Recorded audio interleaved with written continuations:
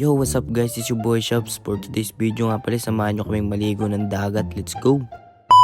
Medyo tinanghali na nga kami ng alis kasi tinanghali nga pala ako ng gising ngayong araw. At buti na lang naalala ko na may pupuntahan nga pala kami ngayon. At nagkayayaan nga pala kami kahapon na maligo ng dagat ngayon habang nanonood kami ng fireworks kagabi. Nandun na nga pala yung kasamahan natin guys at susunod na lang tayo kasi tinanghali nga tayo ng gising. Medyo malapit nga lang din itong liliguan namin dito sa bahay na tinitirahan namin. At sakto mainit, ang sarap magbabad sa dagat. Nung makarating na kami, humanap kami ng pagpaparkingan tapos lalakarin na lang namin papunta dun sa tabing dagat. Pampagising na rin guys kasi medyo inaantok pa tayo. Dito nga pala kami maliligo dito sa Ladun. Pangalawang balik na nga pala natin dito guys. Yung unang punta nga natin dito ay tumambay lang tayo dun sa mahabang tulay. Katapos na mahaba-habang lakarin namin, nandito na nga pala kami sa entrance. Libre nga lang pala pumunta at tumambay tapos maligo dito. Wag lang kayo mag-iiwan ng kalat sa mga pepestuhan nyo. Bawal din magdala ng mga alaga nyong hayop. Grabe, pagpasok namin, nakaka-relax agad yung bumungad sa amin. Napakakalma ng dagat guys, ang sarap maligo. Hinanap nga lang pala namin yung mga kasama namin dyan at nung nahanap namin ay diretso na nga pala kami dun sa kanila.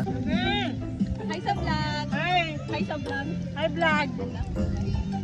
At nung makarating na nga ako sa spot namin, napagpasya namin na maglakad-lakad muna dito. Ang kasama nga natin dyan guys, si Roland, si Ate Chenchen, tsaka si Raymond. Tamang lakad lang tayo guys, papunta dun sa dulo ng tulay, dun na tayo dadaan pabalik. At pagkatapos ng mahaba-habang lakaran, nakarating na nga pala kami dito sa dulo ng tulay. Napakaganda nga dumaan dito guys, tingnan nyo naman kasi oh.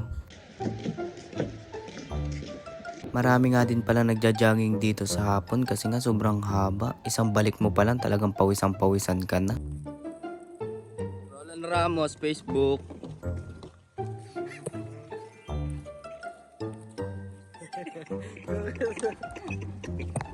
At yun, nung makarating na nga pala kami dito sa dulo, meron nga pala dito pwedeng akyatan. Bali, pag umakyat ka dyan, kitang-kita mo na yung 360 view ng lugar. Kaya umakyat na ako para mag-video. At para rin tingnan yung mga nagsasunbathing. Charis! Ito nga pala yung view dito sa taas, napakaganda. Talagang nakaka-relax talaga guys pag nandito ko sa dagat, no? At hindi ko na din pinakatitigin kasi sumasakit yung mata ko. A few minutes later.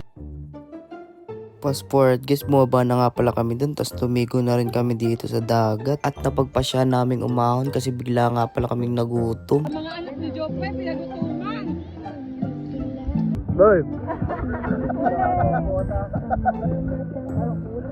So yun na nga guys, tamang kain nga lang pala kami dito ng mga dala naming baon. Talagang empty malala guys kasi napagod tayo kakalangoy-langoy. Binakbakan nga din pala natin yung dala nila papang spaghetti. Talagang food trip malala guys. At syempre pagkatapos kumain kailangan mo ng panulak. Uubusin ko nga lang yan tapos liligo na ulit ako kasi pauwi na maya-maya. Meanwhile. At yun na nga guys, pagkatapos nga namin magliguan ulit, nagligpit na nga pala kami. Hindi na din kami masyadong nagtagal kasi may mga pasok na kami bukas. At nasulit din naman namin yung last day ng bakasyon namin. At pagkatapos nga namin magligpit, binitbit na namin yung mga gamit namin doon palabas. Hanggang dito na lang muna siguro guys, hanggang sa muli.